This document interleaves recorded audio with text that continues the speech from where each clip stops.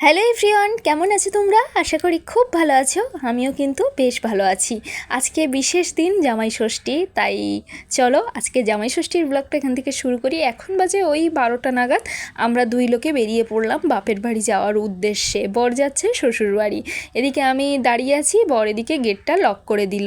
এবার আমাদের বাহনে চেপে আমরা দুজন রেডি হয়ে নিলাম, একদম বসে পড়েছি।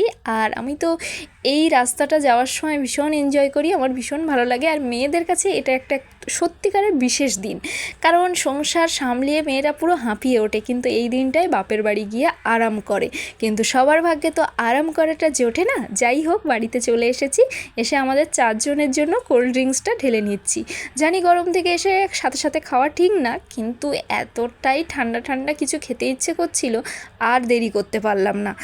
তো সেই কারণেই এই ঢেলে নিয়ে খেতে বসে গেছি। আর এদিকে চলো কি কি রান্না হচ্ছে দেখিয়ে দিই। এদিকে তো চিকেন দাদা এনে রেখেছে, এটা সেই ব্রয়লার মুরগি বলে না, ওটাই। আর এদিকে এঁচড় চিংড়ি হবে বলে চিংড়ি, কাঁঠালটা গাছের। আমি রান্না করছি না, আজকে দিদি রান্না করছে।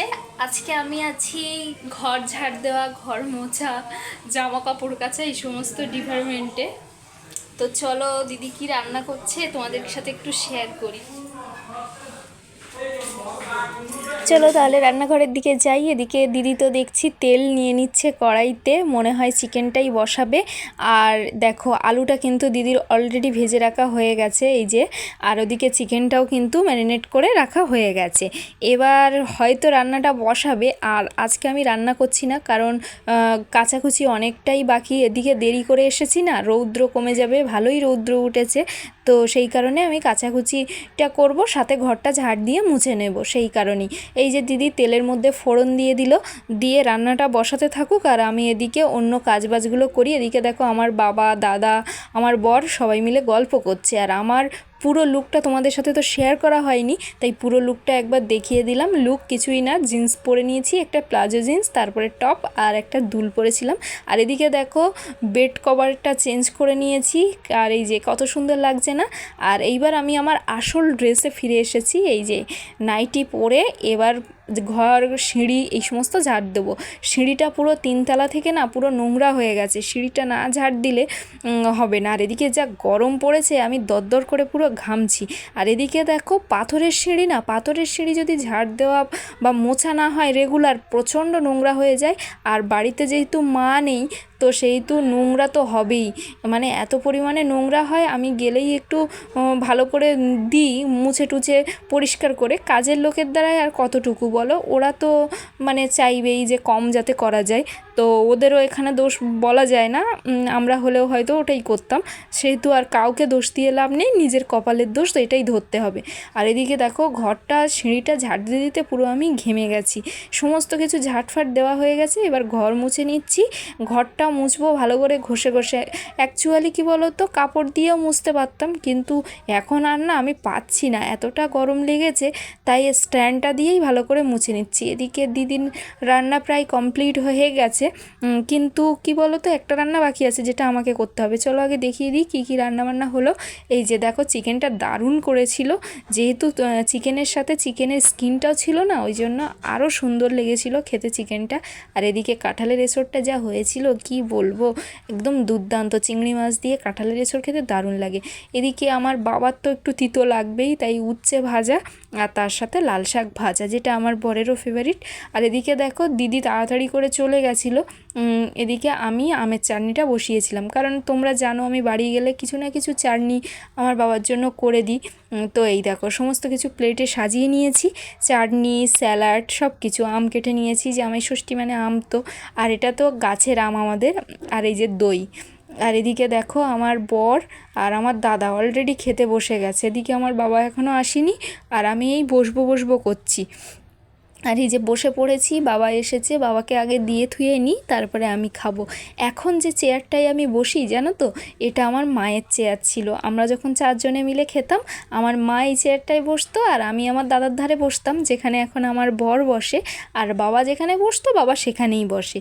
তো খুব মনে পড়ে মায়ের কথা। এই দিনটা আমার কাছে মানে কি বলবো, এই দিনটা কেন বলবো, যে প্রত্যেকটা দিন আমি প্রচণ্ড মাকে মিস করি।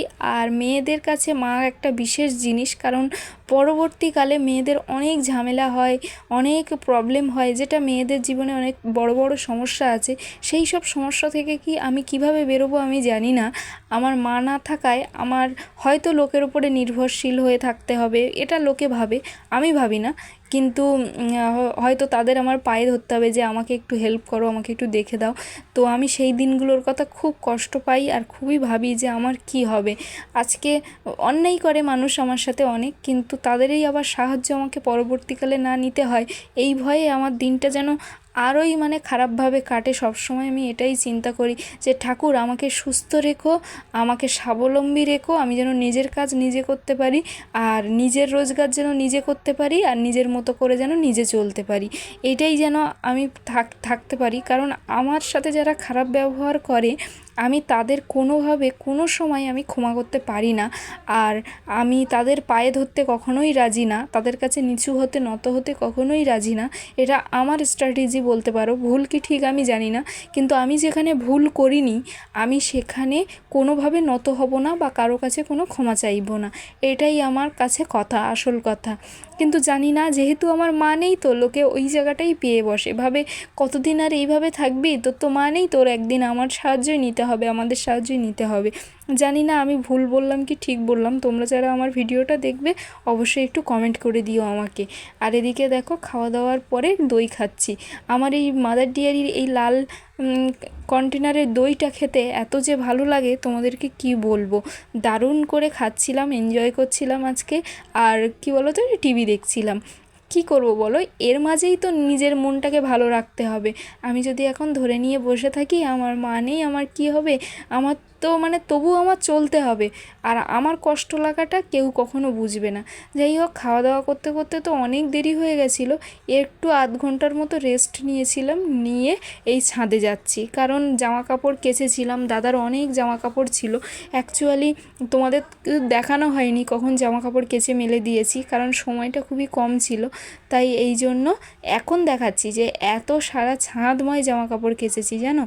আর এখনও বেশ রৌদ্র আছে। এই যে আমার জামা কাপড় একদম তুলে নেওয়া হয়ে গেছে। এবার যাব ঘরের দিকে। তার আগে তোমাদেরকে আমাদের ছাদের সবথেকে আমার প্রিয় জিনিসটাকে দেখাই। এই যে দেখো, যখন সূর্য অস্ত যায় এত সুন্দর লাগে, আর ঠিক এই জায়গাটাই আমি আর মা বিকেলবেলায় বসে থাকতাম, বেশ ভালো লাগতো। চলো, সেই দিনগুলো ছাদে আসলে খুব মিস করি।